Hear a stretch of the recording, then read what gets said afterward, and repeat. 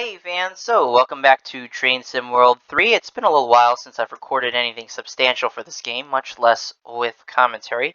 But we are back here today because I want to take a look at the brand new New Jersey Transit equipment that just dropped last Tuesday, along with the New York to Trenton route on the Northeast Corridor. So what we're going to do is we're going to jump in, timetable mode, go to the cab car. And we're going to pick a local service coming out of Newark Penn Station. We're going to make every stop between Newark Penn Station and Trenton.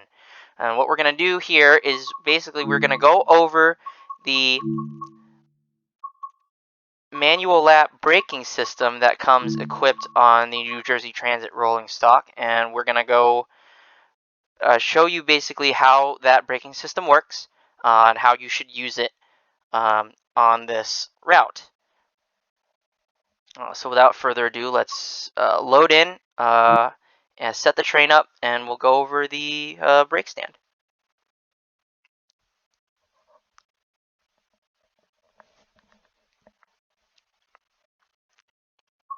Okay, we've got a 9-car train, 1 locomotive, 9 coaches, cab car leading. We are on track 4 at Penn Station, so we'll open up on the left side. I'll turn on my cab light so I can see what I'm doing here. Reverser forward. Ditch lights to auto. Gauge lights all the way on. Marker lights off. If you want to run with the safety system, the ACES cutout fuse is back here on the wall. You can just cut that in if you want to run with the cab signaling systems on. And the alerter cut-in is also just above this toggle switch here. So I am personally going to run with these cut out because if you've been watching some of the streams for this route in the last week or so, you'll know that there are a bunch of signal bugs that I don't want to have to deal with right now. The purpose of this video today is really just to show you how the brake system works and where you should be stopping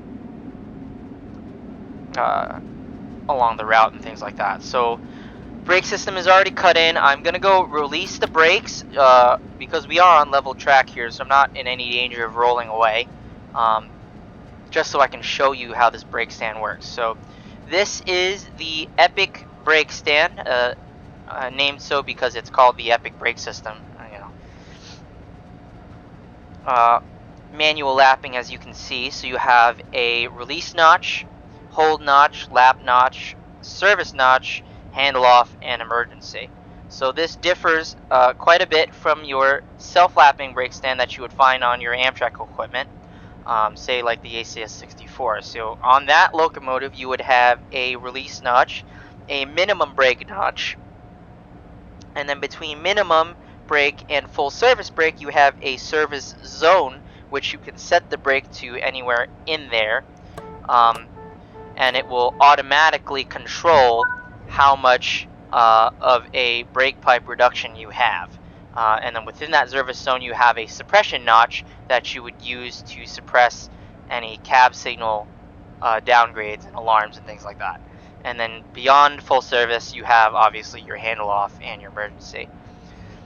So for those of you familiar with the self-lapping system, you know that in order to take a brake, all you have to do is move the automatic handle anywhere in that service zone, and the brake system will automatically reduce the equalizing reservoir and brake pipe pressure to the set amount called for by the brake handle setting in that service zone, and then automatically stop reducing when the proper setting has been reached.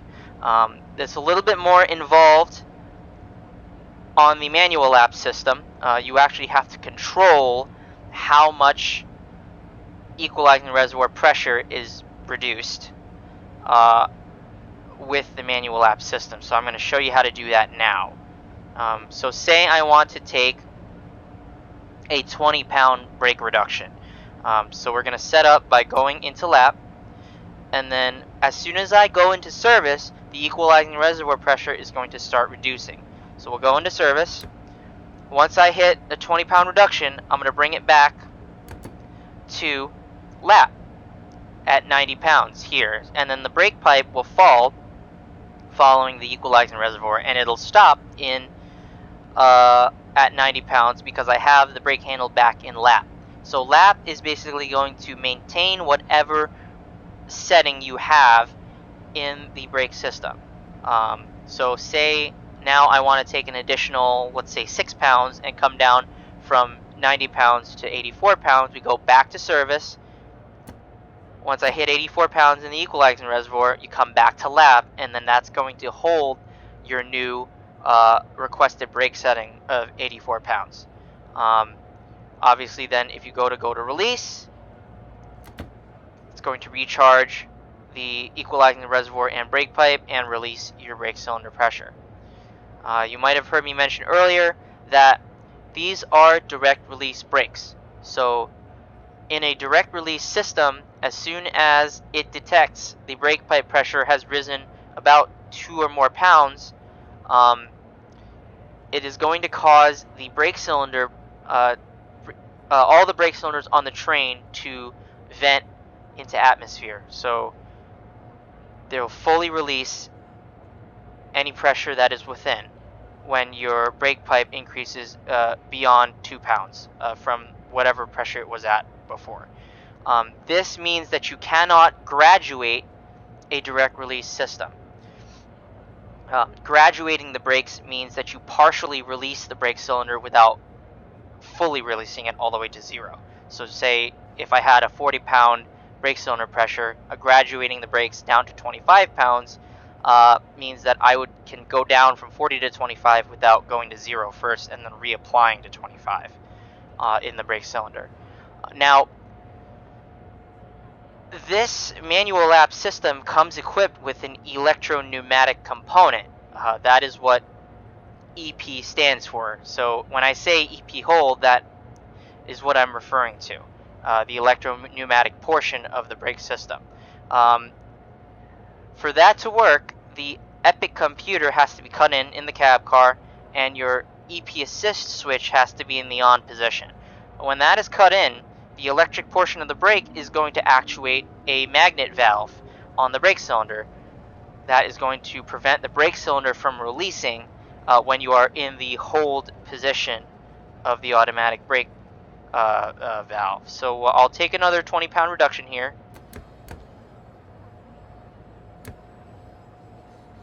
You can see my brake pipe has reduced to about 91 pounds or so. My brake cylinder pressure has increased to 41 pounds.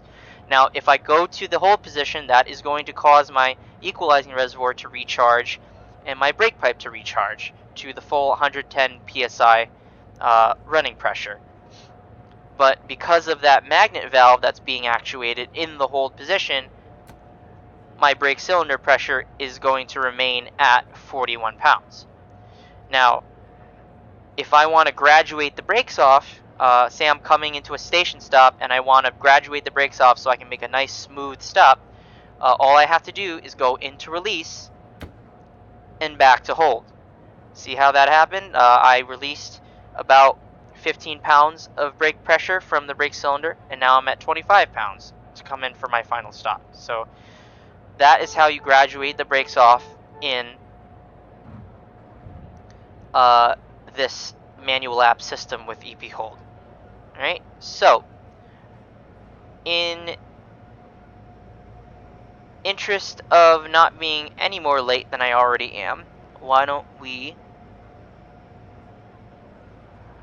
set up to depart here. So headlights and ditch lights on, bell on, brakes off, and throttle to notch 1. We're going to watch our slack run in. And once we feel movement, we're going to throttle out. We are departing from a pocket terminal track, so I will conduct a running brake test. According to the air brake operating rules for New Jersey Transit, a running brake test is to be conducted anytime you're leaving from a terminal and have just taken over a train, or anytime that your brakes have gone into emergency and you have to recharge the brake system. So the way you conduct a running brake test is that you are going to get train speed up to no more than 10 miles an hour, and then you are going to take a 12-pound reduction. Once you've taken that 12-pound reduction, once you start to feel the train slow down, you're going to move the brake handle from lap back to hold to test the EP system. And once you've verified that the EP system is working, then you can release the brakes. At the end of that brake test, that running brake test, your train speed should have decreased at least 3 miles per hour. So let's do that now. Brakes to lap, take a 12-pound set, train speed decreasing, go to hold, verify that the magnet valve's working, and release.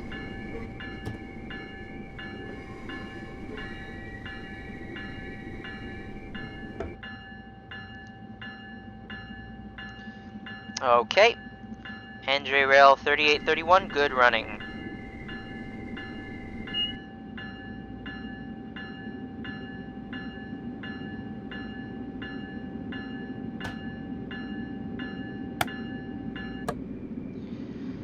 Alright, so we are coming through A interlocking now, into the tunnel portals for the North River tubes. I am going to take a quick 6-pound set here because we are coming down a 2% grade, just to prevent my train from overspeeding. I'm going to go into EP hold so you can see that working. The brake system has recharged, while my brake cylinder pressure has been retained. So I'm going to go to release here.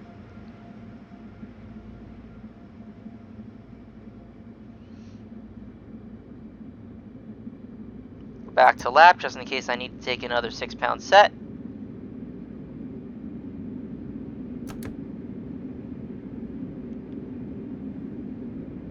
Back to EP hold. And the locomotive should be in the tunnel now. Perfect. Release. Throttle out. Wait for the slack to run in. And out to full. Alrighty.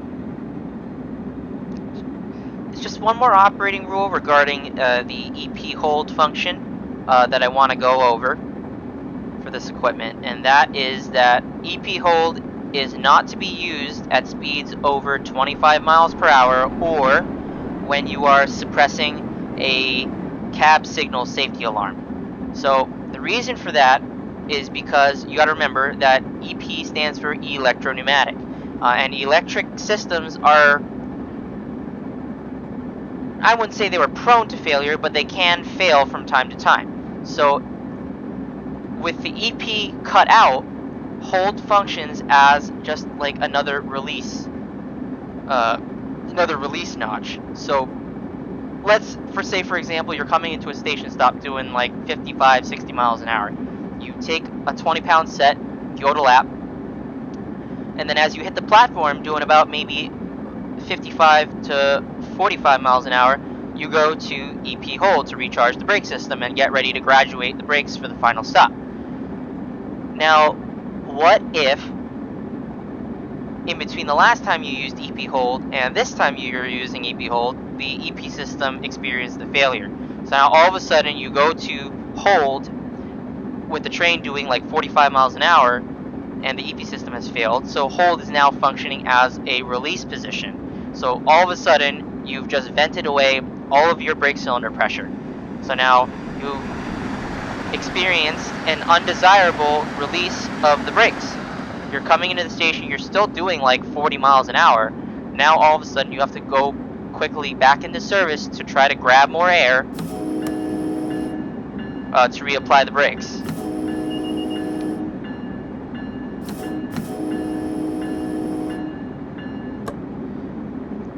That is almost going to guarantee that you are going to overshoot the station. So that's reason number one why you don't use EP hold over 25 miles an hour. The second reason, in terms of suppression, is that I will explain now because we're just about to come up on a cab 60 drop here. It shouldn't be at Bergen home signals here. It should actually be at the west end of Bergen. But anyways, suppression is purely based on the brake pipe reduction level. So I'm going to go into suppression here, and I'm going to take a 16-pound reduction to 94 pounds in the equalizing reservoir. That is suppression. If I go into hold, what that's doing is that's raising the brake pipe pressure above and out of the suppression zone. So even though you're keeping the brakes applied with the magnet valve, your brakes are no longer in suppression because suppression is based on the brake pipe pressure.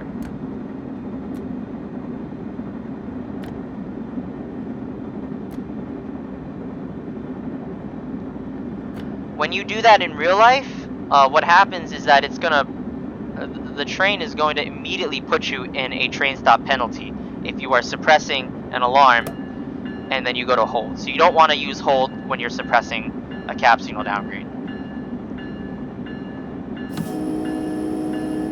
Coming into Secaucus, 12-car platform, we're only doing about 45 miles an hour, so 12-pound set should be more than enough to come to a nice, easy stop.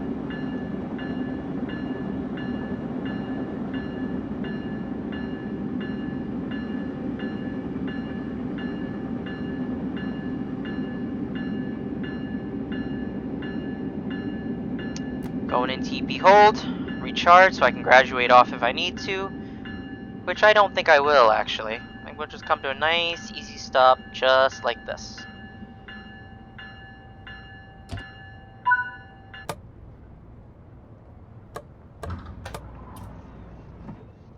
Now once you're at a stop, you must have at least 25 pounds of air pressure in the brake cylinder.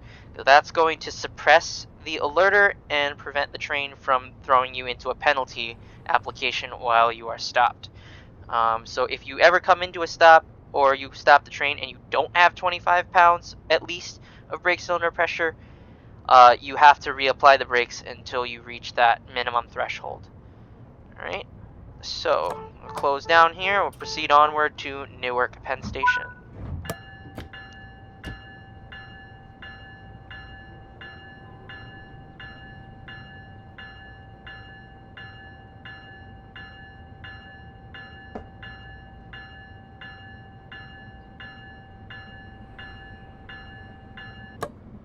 So, I was watching a couple of the live streams over the last week or so, and I've noticed a common misconception among a lot in the community, a lot of folks in the community, and that is that people are thinking that you have to blow the horn twice before you leave a station stop. So I just want to come out right now and say that is not true.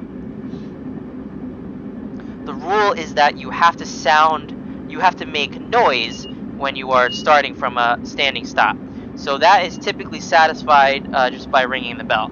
The reason that you hear some engineers blow 2 short horn blasts for departing a station is that rule is really for more when you're stopped out on the main line at, let's say, an interlocking signal or for work crews. That is to notify forward train movement. Coming up on Portal Bridge, you got a 60 mile an hour speed restriction here, so I'm going to throttle back so I don't violate that speed restriction. And speaking of the horn, Portal Bridge is treated as a grade crossing. There is a whistle post here, so I will sound the bell and blow a 14L sequence, starting about at the end of this switch here.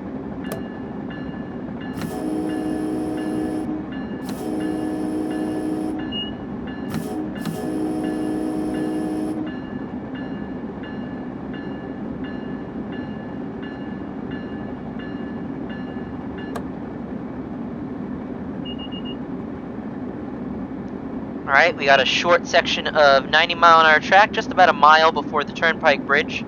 So we'll get the train up to speed here. If you got a good consist, you can usually hit about 80 to 85 miles an hour before you have to take a service brake reduction to comply with the 60-mile-an-hour speed limit over the sawtooth bridges. Let's see what we can get up to here.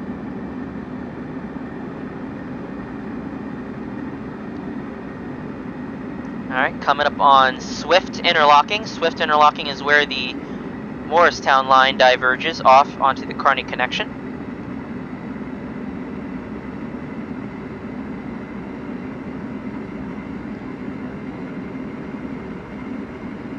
Alright, Swift at 80. Start braking. Take a 20-pound set. See where that gets us.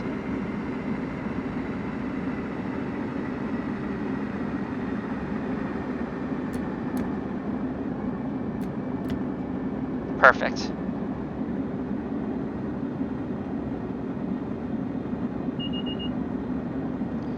Alright.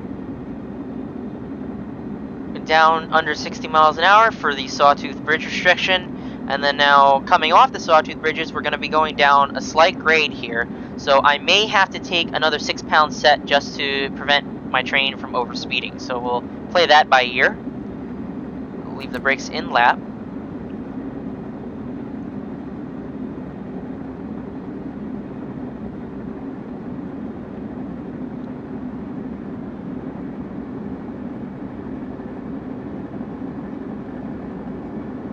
Take 6 pounds right here at the bottom of the hill, just for a short while,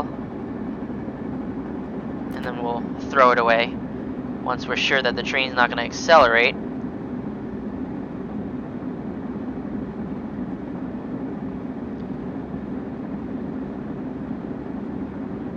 Just past Hudson Interlocking, we're coming up on Rahway Interlocking here.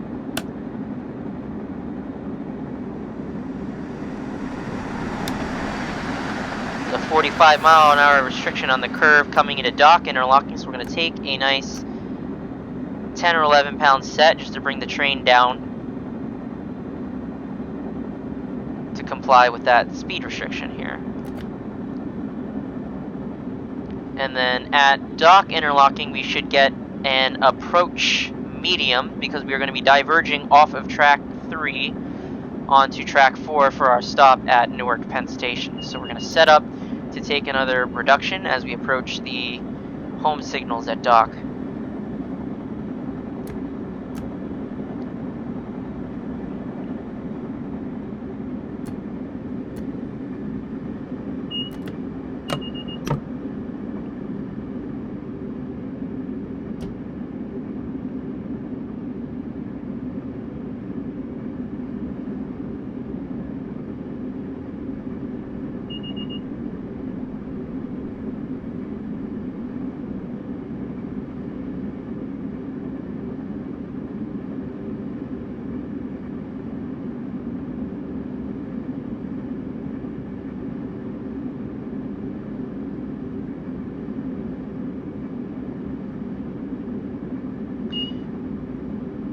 Alright, we are approaching the Passaic River Drawbridge here.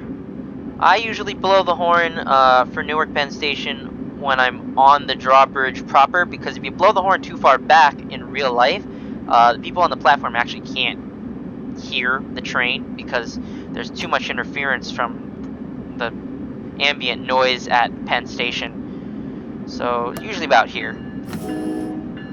It's a nice slow stop, so I don't really have to take too much of a brake application too early. I want to spot the train somewhere around the E-board that you're going to see on the top left coming in here. So I'm going to take 10 pounds here, and we'll see how that gets us. We come back down to hold in case I need to graduate the brakes off. And yes, I'm going to graduate the brakes off just a bit.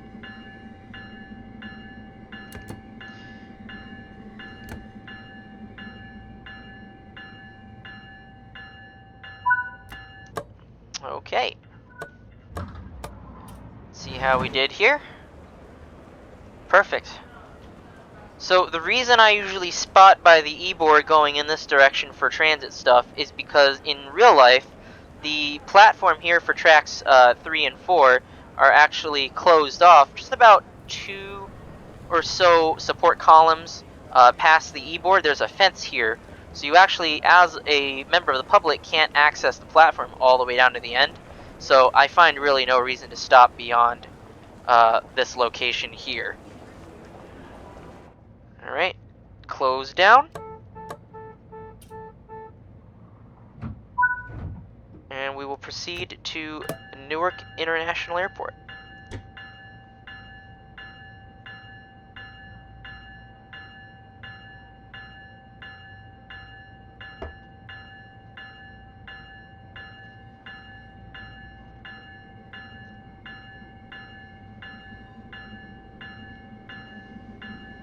Coming through Dock West now.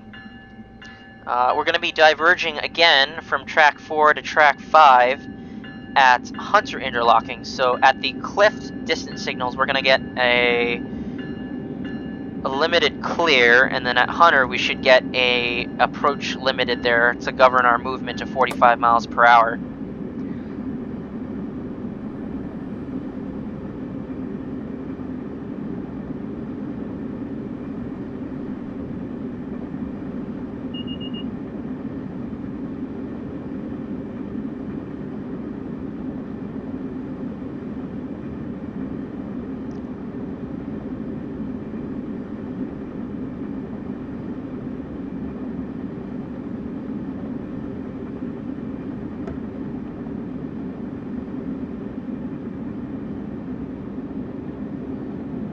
Alright, there's our limited clear.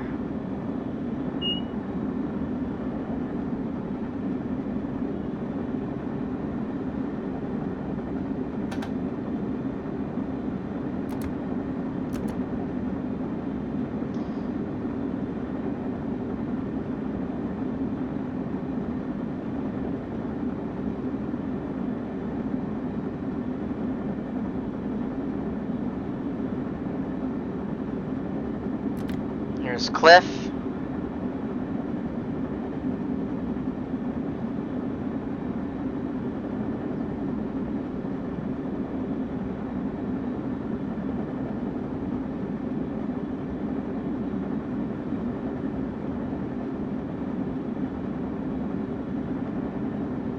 right up in front are the home signals for Hunter Interlocking. So that's where we're going to be going on to track 5 for our stop at Newark Airport.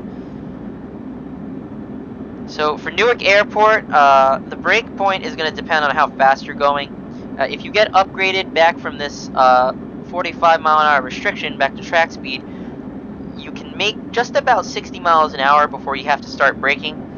So I usually, if I do that, I usually start braking at the end of the last overpass before the start of the platform. If you're still stuck at 45, Newark is another 12-car station, so you really don't have to start braking until the platform itself, and you're probably okay without with about a 12 to 15 pound reduction. If you're coming in 60 miles an hour, you want to take about a 15-pound reduction at the last overpass before the station platform. So we got a clear in the cab, so I'm going to throttle out. And there's that last overpass right now. We're coming up on it, so I'll shut the throttle off as I approach that overpass, and then we are going to apply about 15 pounds on the air brake system right about here.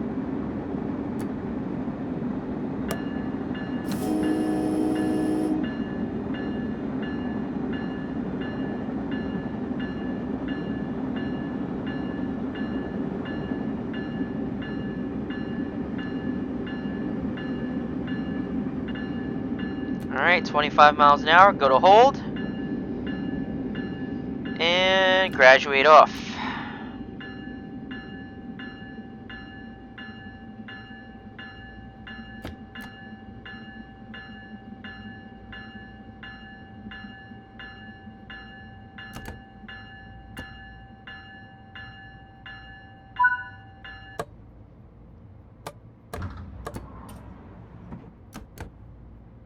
Perfect. Brake cylinder up to 25 and recharge.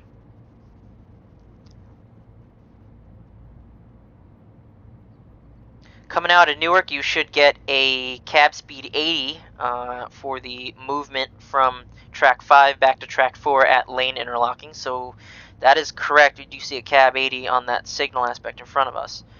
What is incorrect is at the next signal, it drops you down to 45. So that should not happen. Hopefully that'll be fixed soon. But this is part of the reason why I'm running with the cabs cut out at the moment.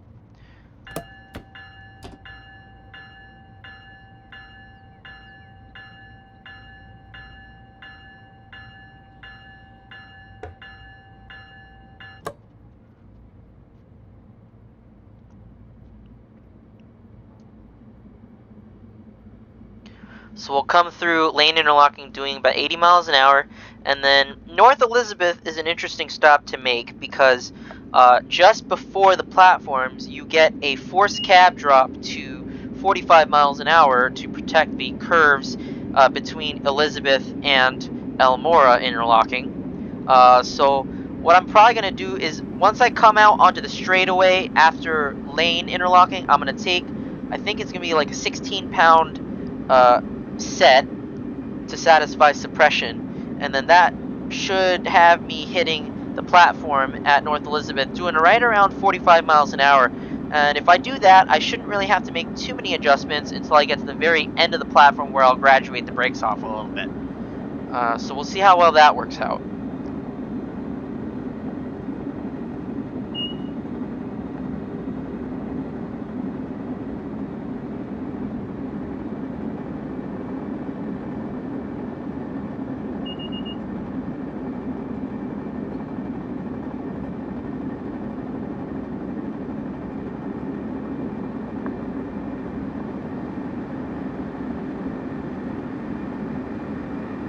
Alright, we're in lane interlocking now.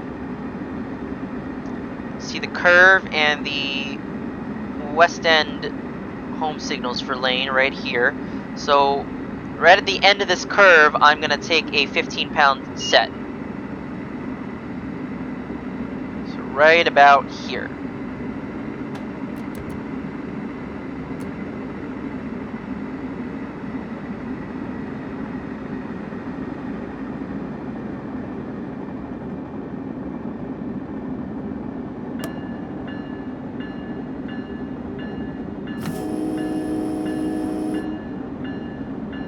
Perfect.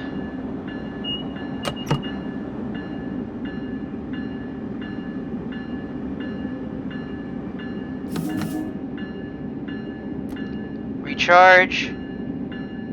Graduate. Graduate. Graduate.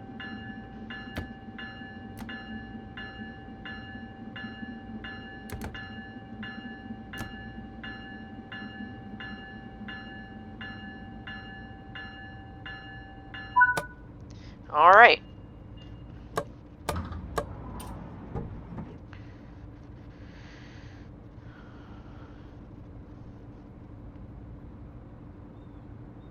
So just a note I want to make about specific stopping locations for these shorter platforms, because North Elizabeth is a shorter platform. Depending on whether or not you're running cab first or locomotive first, it's going to determine how far off the front of the platform you pull the train. Also determining that is going to be which part of the train the crew has open. So in real life, say I have 9 cars on this train. If they only have the rear of the train open, I'm going to pull, I could, at certain stations like Metuchen or Jersey Avenue, I might pull 2 or 3 cars off the front of the platform because the rear of the train's open, so that way I can get the rear of the train onto the platform, versus, why would I platform closed cars when I could be platforming open cars? So that is going to introduce a bit of dynamic decision making on where specifically you want to end up stopping the train. But generally speaking, most of these break points or break locations I'm going to call out are pretty universal. Just may require minor adjustment of the brakes here and there.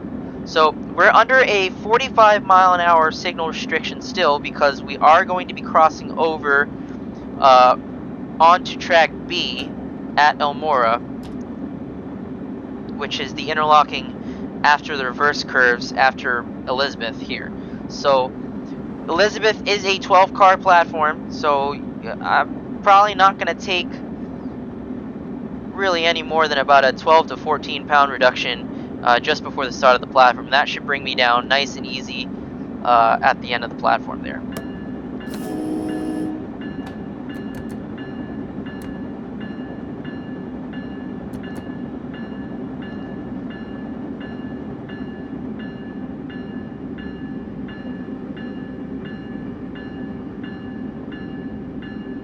Alright, recharge the brakes.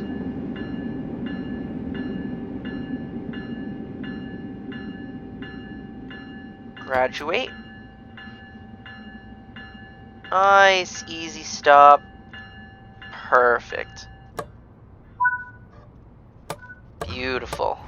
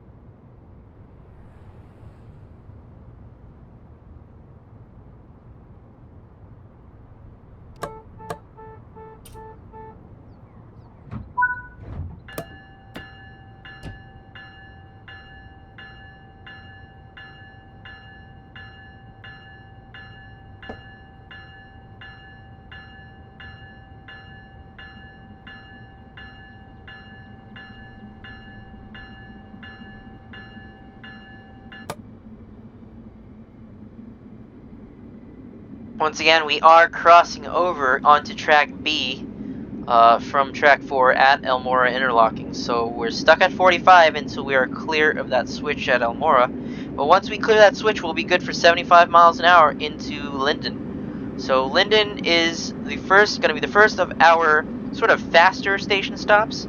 I wouldn't say high speed, because you're not really making the stop doing 90 or 100, but it is going to be a little bit faster than what we've been doing earlier. Throttle out, take a little bit of brake here.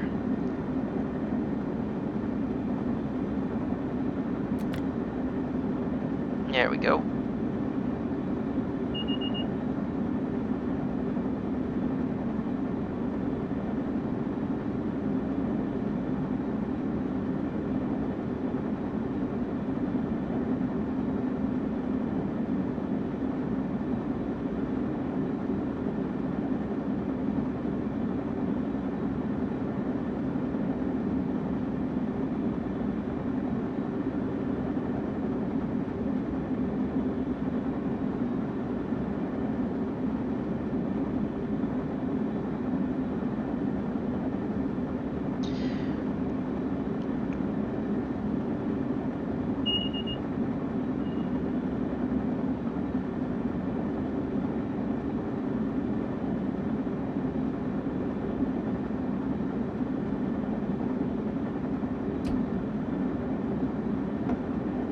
Alright, clear for 75 miles an hour.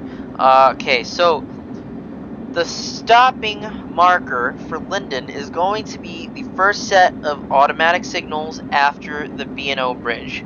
So the B&O bridge, you can just sort of see it coming up now, is going to be that truss bridge off in the distance. So the next set of automatic signals after that truss bridge is going to be where we start applying brakes. It's going to be about a 12 or so pound set, and we're going to let that bring our train speed down nice and easy.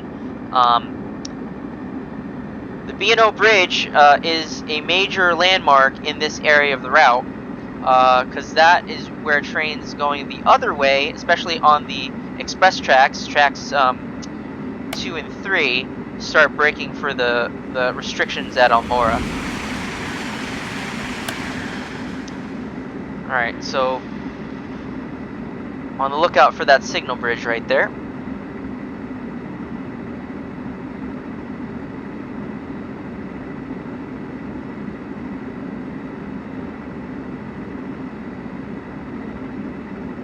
Alright, there are those signals. We're gonna shut off and apply our brakes.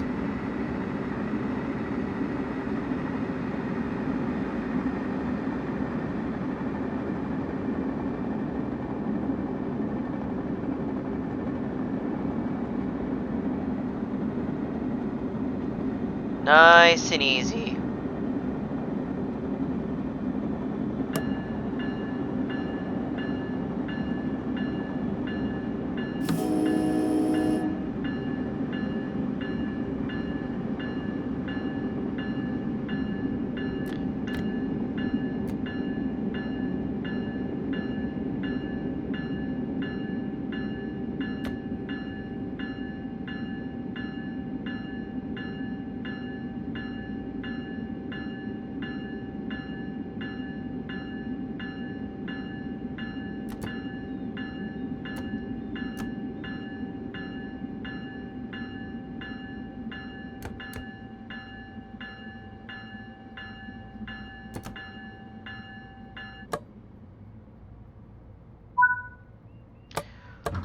A little bit conservative there. I probably could have gotten away with a 10-pound reduction, which is fine.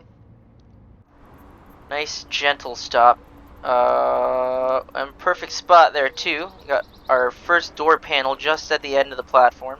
I think the rear car should just be on. Yep.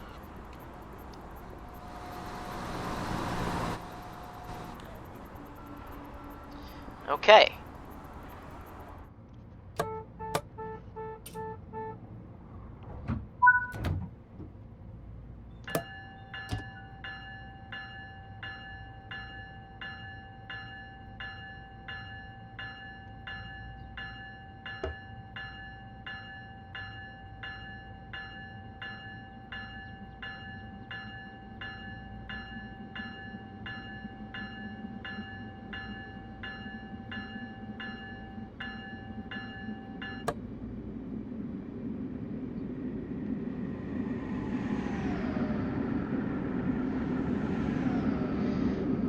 Alright, so Rahway will be next. Rahway is another interesting stop to make because you get hit by a 45-mile-an-hour cab drop a little bit ways out of the station to protect Union Interlocking. So you don't hit the platform at Rahway going terribly fast to begin with, so you really don't have to take really much more than about a 10-pound to maybe a 12-pound reduction just before the platforms at Rahway, and we'll bring you down to a nice stop at the end of the platform there.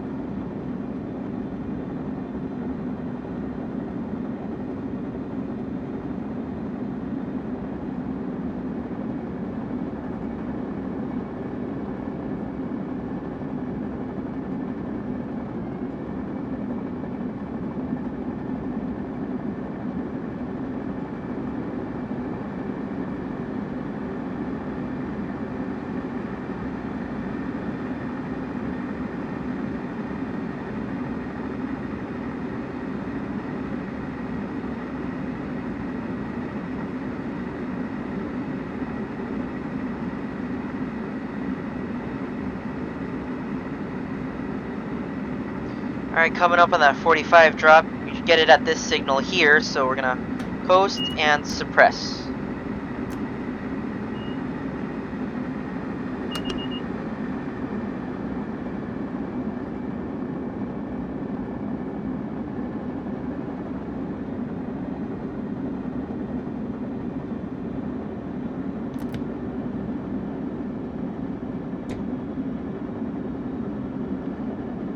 Alright, it's coming up on the platform. Gonna take, we're about 12 pounds here.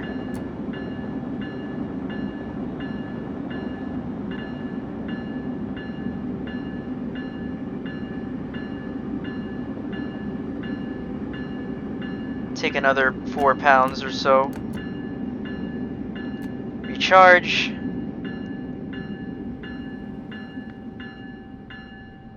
And graduate off.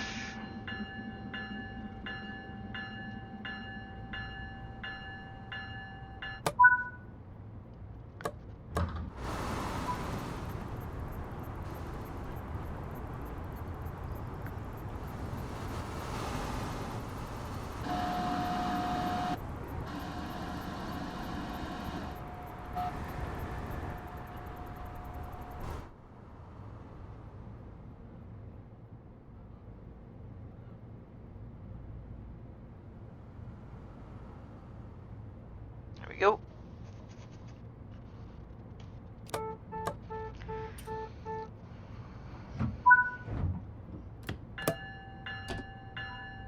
Okay, so departing Rahway on track B, we're going to go through Union Interlocking, which is where the coastline branches off. Just one thing to note about departing Rahway on track B is that you're going to come up to a significant valley where the line dips down, the coastline branches off, and the line comes back up to rejoin the other 4 main tracks at Rhodes Interlocking. So as we approach this little dip here, you might want to just be ready on the brakes, because you might have to take a 6-pound set to prevent your train from overspeeding.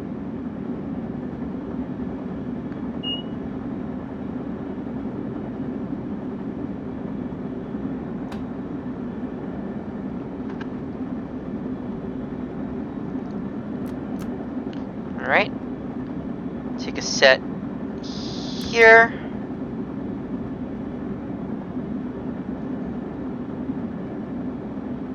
And release. Perfect.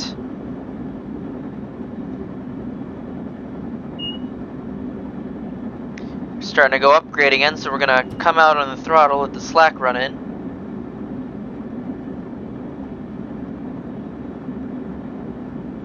Just enough throttle to maintain the speed going up the hill. Now, you'll notice the cabs are telling me I'm only allowed to do 20 here. That is not true. I've got a clear aspect coming up. It really should be an approach limited for the 45-mile-an-hour move through roads. But yeah, so hopefully that gets fixed soon too.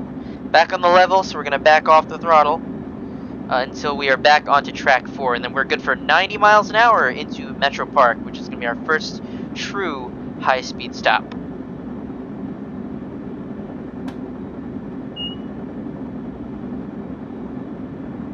Rhodes Interlocking. We're back on track 4.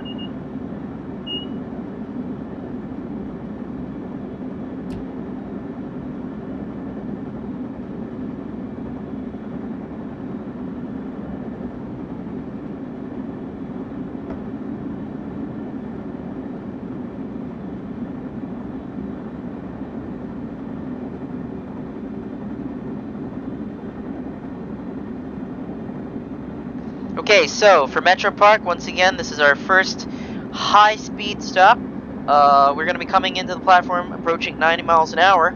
So the way you make this stop is you're going to take a 15-pound set, 15 or 16-pound set at Iselin Interlocking, which is the interlocking that allows westbound stopping Acellas to cross over from track 3 to 4. And then after that initial 16-pound set, you're going to take an additional probably 6 to 8 pounds right before you hit the platform. If you hit the platform at Metropark doing under about 65 miles an hour, you're in a good position to stop right at the other end of the platform. So we're gonna try that out here. We should be in pretty good shape. Coming up on Iselin home signals now.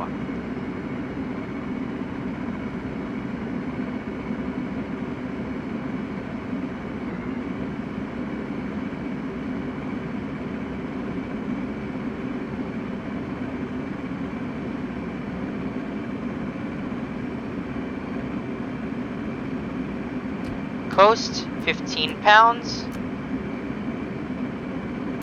I guess 20 pounds now.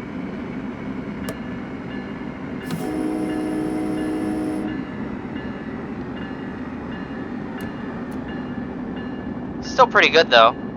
Yeah, that was pretty good.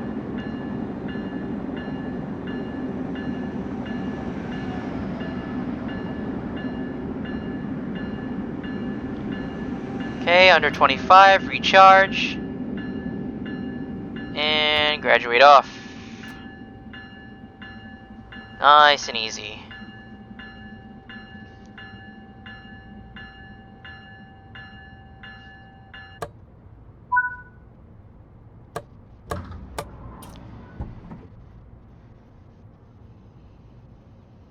So only about 4 minutes late now. We should make up the rest of the time by Jersey Avenue. There's plenty of schedule padding along the way.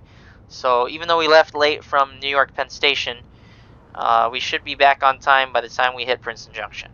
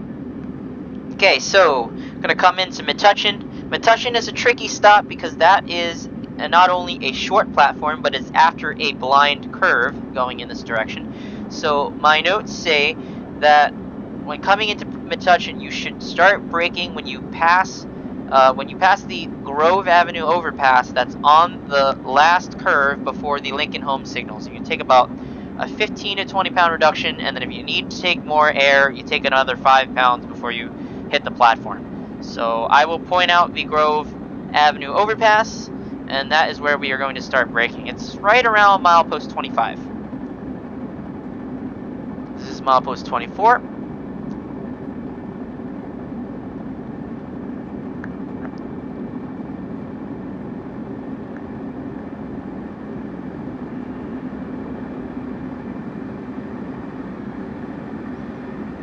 Metuchen, I'm probably going to pull most of the cab car off the platform because, once again, it is a short platform. So I want to spot the rear doors of the cab car at the end of the platform, ideally. That's what I'm going for.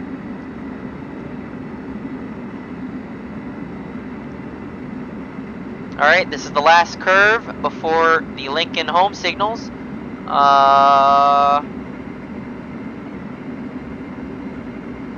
There's milepost 25, and the Grove Avenue overpass is going to be right there. So we're going to shut off here, and we're going to take 15 pounds. And as we come around the corner, there is your Lincoln home signals, and there is Metuchen Station. So we're going to leave this set at 15 pounds because I actually like this. This is very nice here. And then now we're going to take an additional 10 pounds for full service.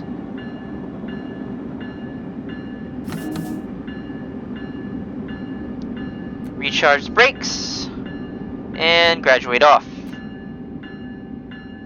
Graduate, graduate.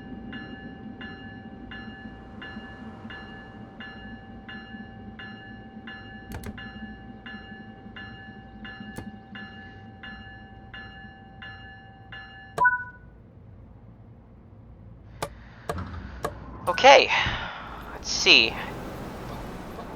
Ooh, first car. Oh, I just missed it. That's okay. That's still a good stop.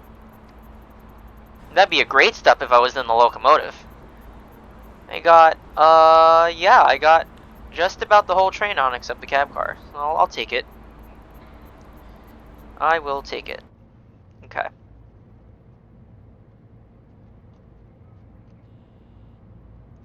Doors. Recharge. And release.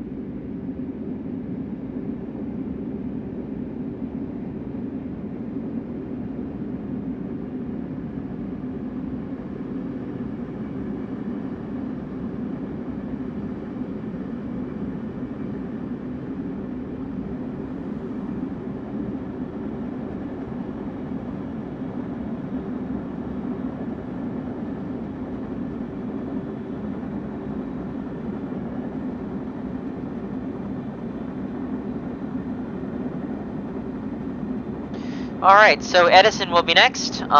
Edison is a little bit more tricky to spot in terms of the landmarks for braking, but generally you're going to want to take a brake application about halfway in between the Edison interlocking switches and the Edison interlocking home signals, which are both going to be on the left side of the right-of-way with respect to where you are on track 4. So I will point those out as we get closer to those landmarks. And then if you're doing track speed, which you probably will be, you're going to want to take a 12 to 15 pound reduction as needed at that landmark.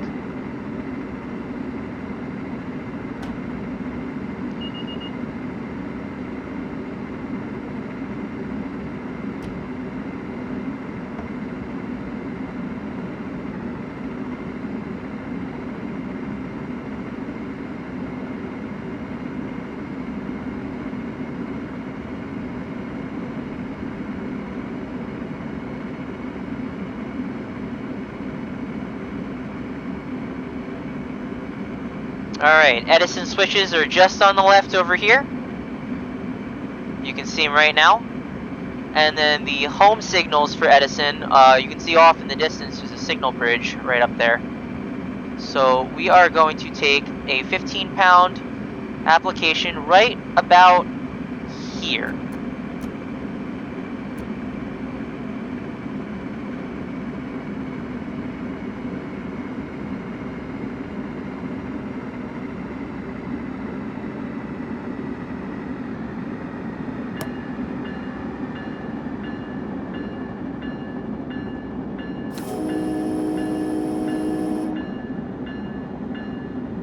Take a little bit more air, down to a 20 pound reduction. And once again, Edison is a bit of a shorter platform, so we're gonna try to spot the front of the cab car off just a bit. I'm gonna recharge now so I can bail off or graduate just like so. Perfect. And that, look at that stop. That was beautiful. Just what I wanted. Rear of the cab car on the platform. And that means the front of the rear car is on the platform. So the whole train is platformed. I'm satisfied with that.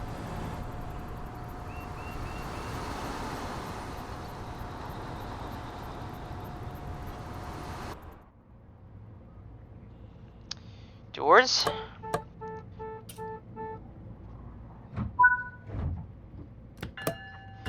And onwards to New Brunswick.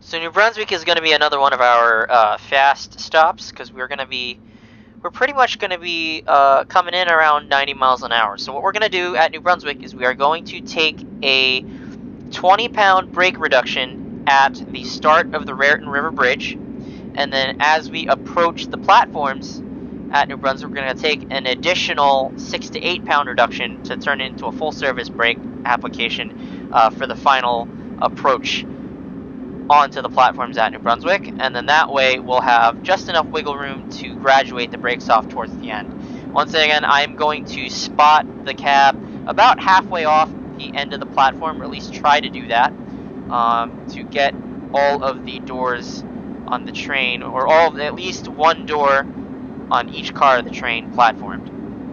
So we'll see how well that works out at the next station.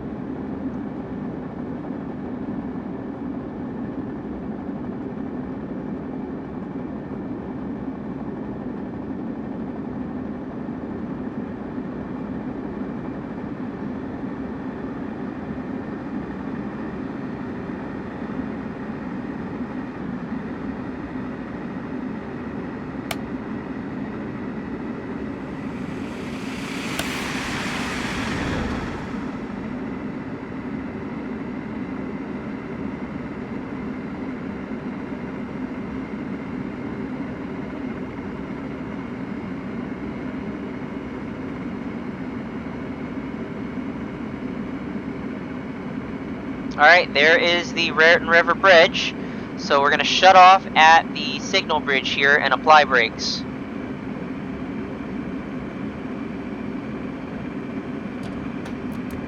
£20. Perfect. And then at the end of the bridge, we're going to take another £6 or so.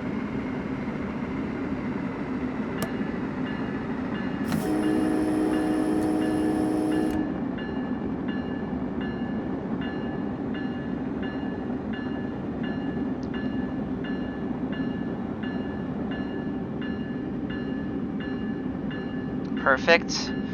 Recharge, and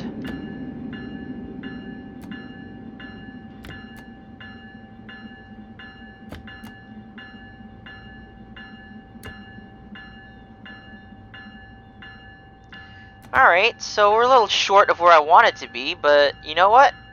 I'll take it.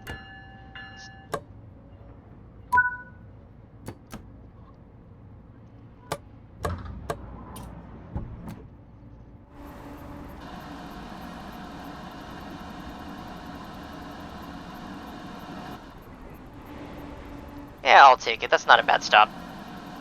Ideally, like I said, I would have wanted to be about a car length or so further forward. That way the entire train is platformed, but we'll just pretend that the last car is closed or something. This is an off-peak train anyway. They wouldn't have all the cars open on this train. Alright, lock the doors. Jersey Avenue will be next.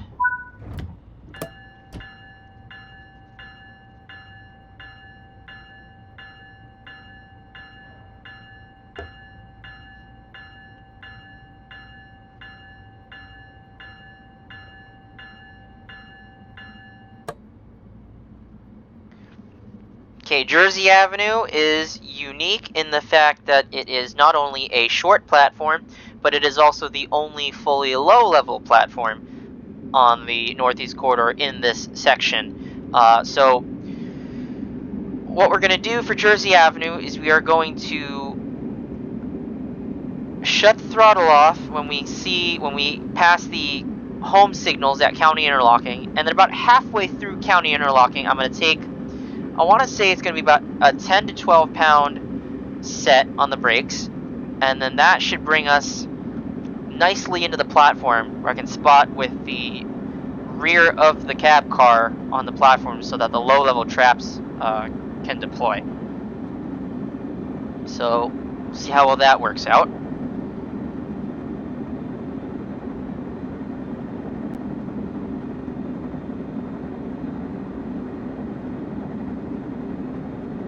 The next set of signals should be the county home signals.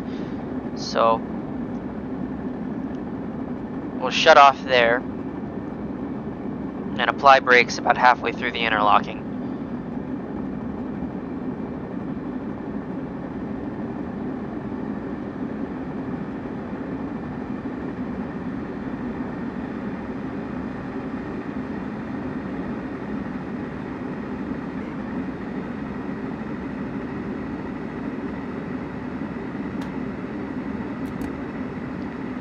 Alright, halfway right here, so take a 12-pound set.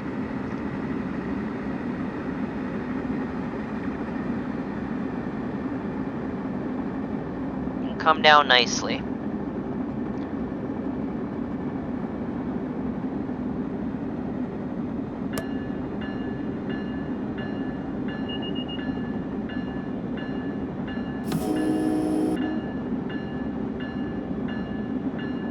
Take a little bit more air, down to a suppression. Recharge.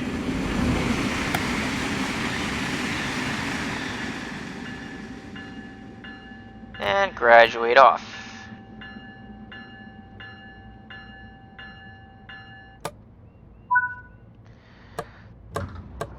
Alright, let's see how we did. Oh, that's perfect. Exactly where I wanted it. So, yep. Ooh. Beautiful stop. Alrighty.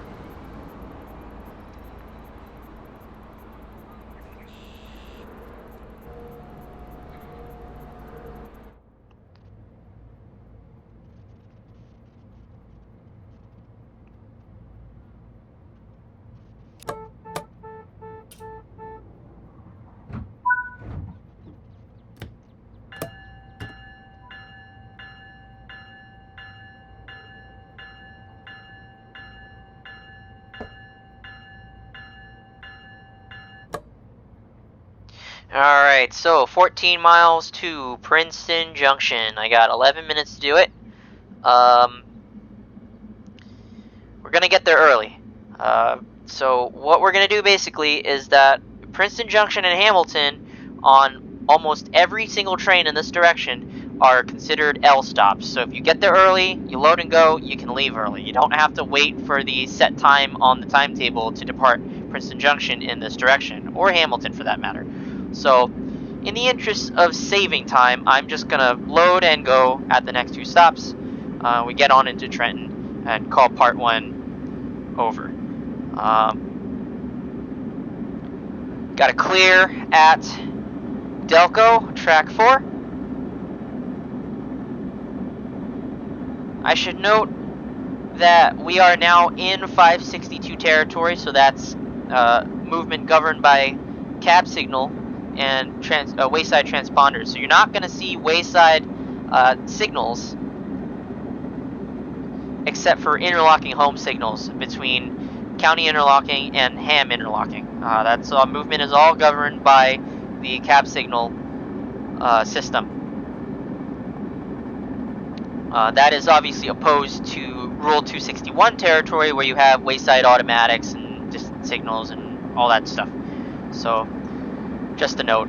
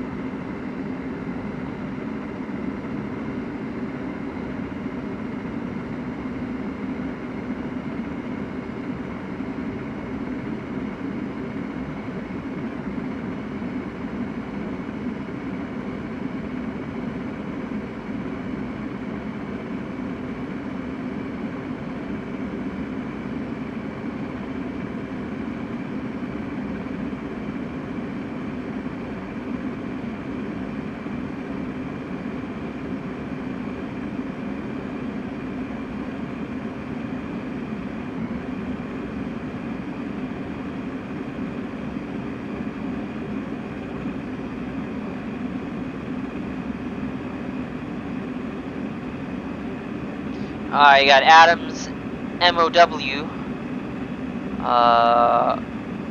maintenance of way base off to the left.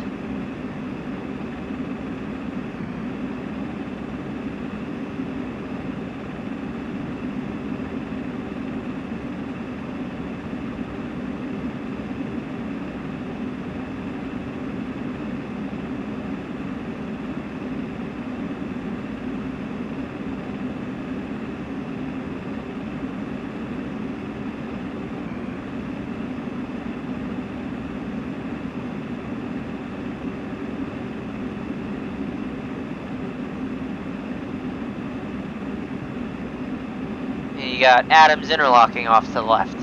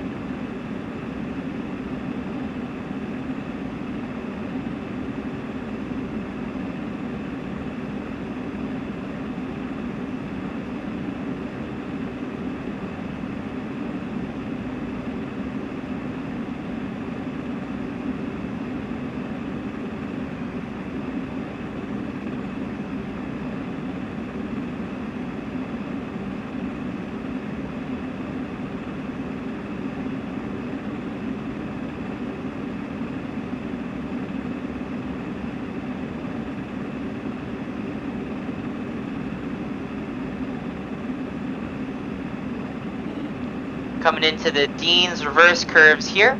Right after the end of the next curve, we should be approaching Midway Interlocking.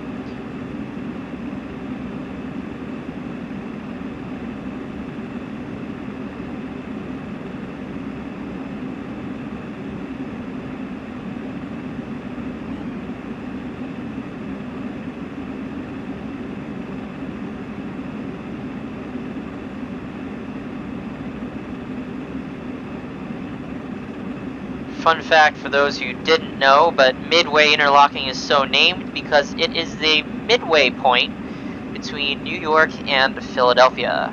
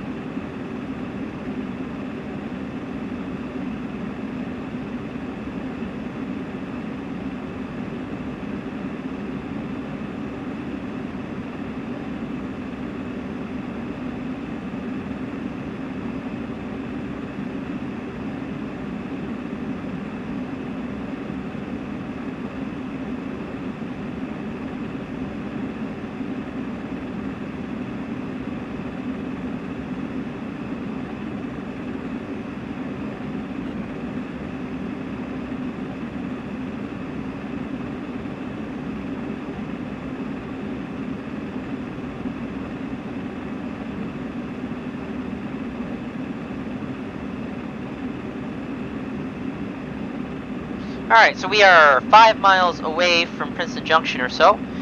So this would probably be a good spot to talk about where we are going to start braking. So the landmark for Princeton Junction on track 4 is going to be the start of the Princeton Junction shuttle pocket track.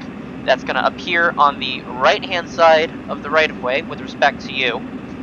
So we're going to keep an eye out for that. Once we see that pocket track, we are going to shut the throttle off and we are going to take probably about a 12 to 15 pound reduction,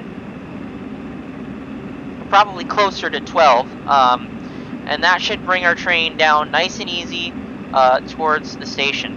We want to aim to hit the platform doing just about 60 miles an hour or so. That'll set us up for a good stop right towards the end of the platform.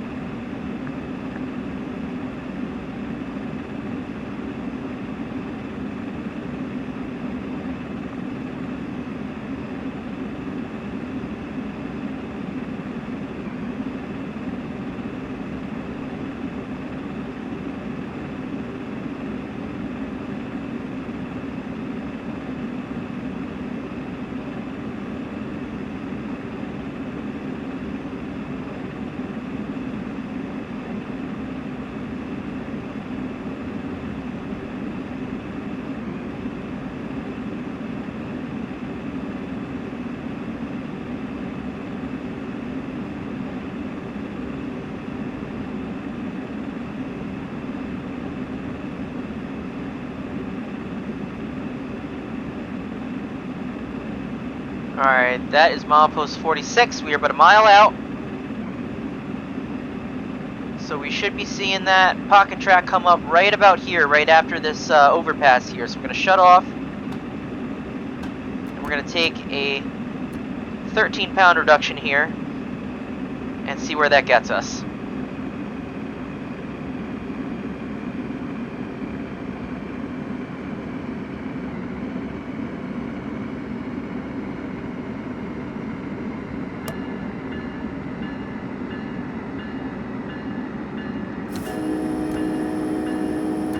I'm going to go to a full service right before we hit the platform. Beautiful.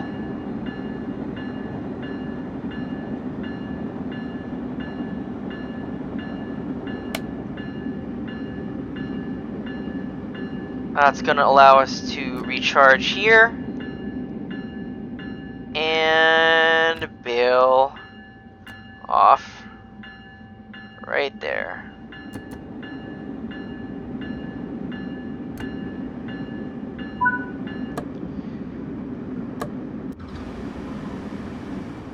Alright, a little bit further than I would have liked. I would have made the stop if I hadn't graduated so early, but that's fine. That is fine.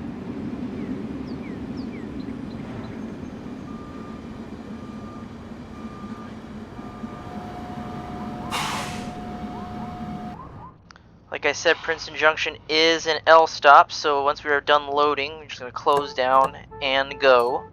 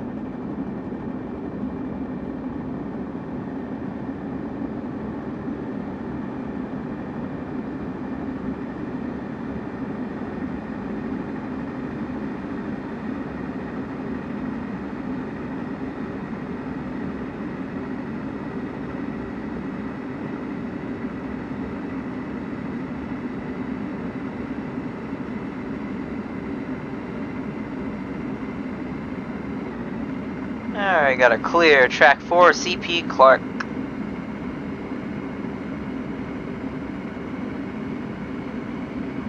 Now Hamilton Station will be next. That's going to be the last of our high-speed station stops. This stop is an interesting one to make. The break point is in between the I-295 overpass and the next disused signal bridge. So I'll point that out as we get closer. So you want just before that disused signal bridge, if you really want to push it, you take a full service application right before that disused signal bridge, and that should put you right at the end of the platform at Hamilton. So we're going to try that out, and hopefully I can get the whole, I should be able to get the whole train on the platform without overshooting if I do this right.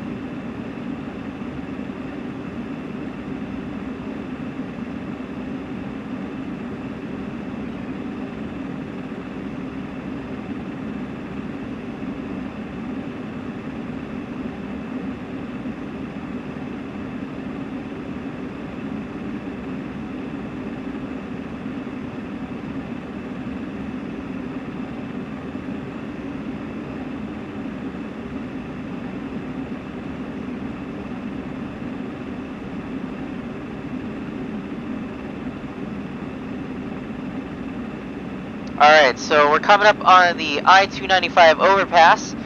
You should just be able to see that disused signal bridge just beyond there. So we're going to coast here. Going to set the brakes up.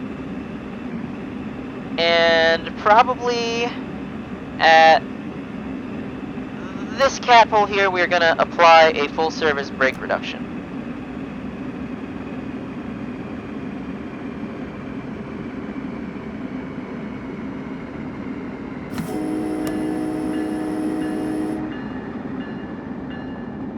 Perfect.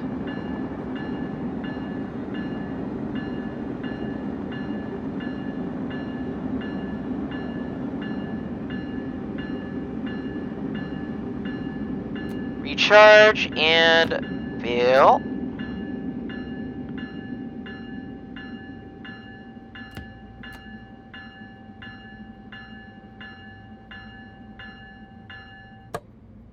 All right.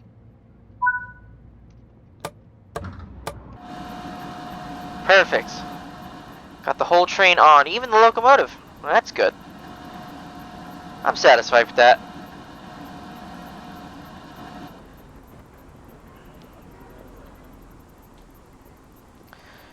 Alright, so all that's left is to take the train on into Trenton. It's a pretty standard procedure there.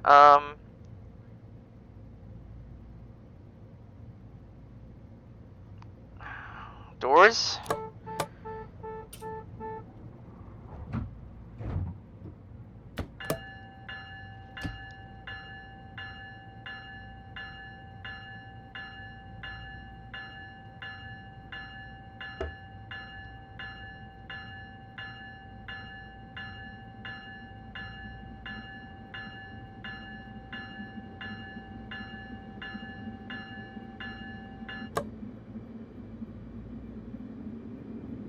Alright, so we're going to come on into Trenton, and that is going to conclude part 1 of the brake demo and route familiarization.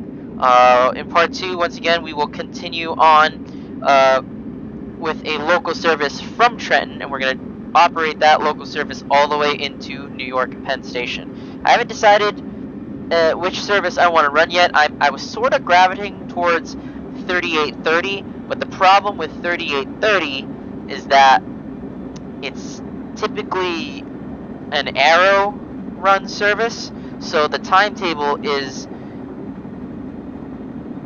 sort of created for an 80-mile-an-hour speed limit. So you're gonna have a lot of schedule padding on that specific run. So I might choose a different local run coming out of Trenton. We'll see.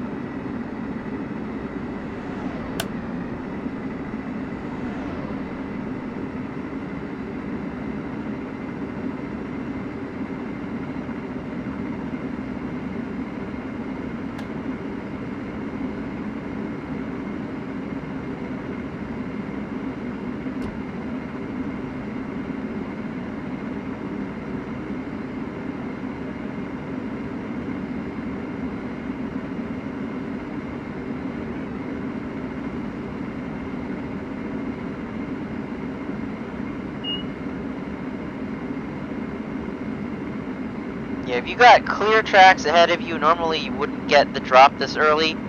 I will slow to 45 at the Ham home signals, which I think is the next set of signals here. So you got Ham, Fair, and the Trent.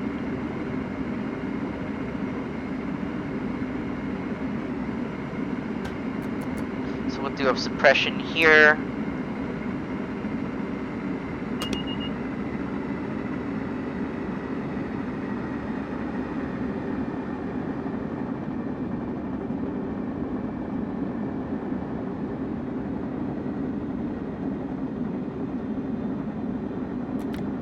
All right.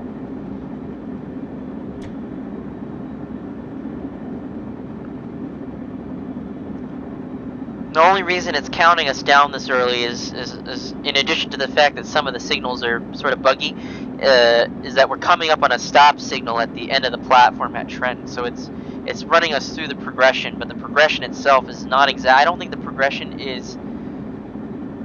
It probably actually does start that early, but the signals, the wayside signals, are not non-conforming. So.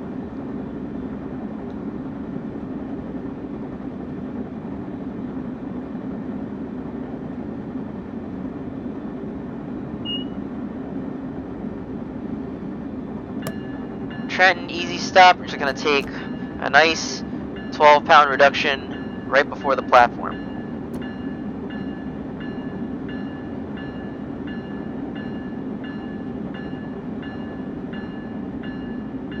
Probably increase that to a 18-pound reduction because I don't want to run into that signal. Recharge and graduate. All right.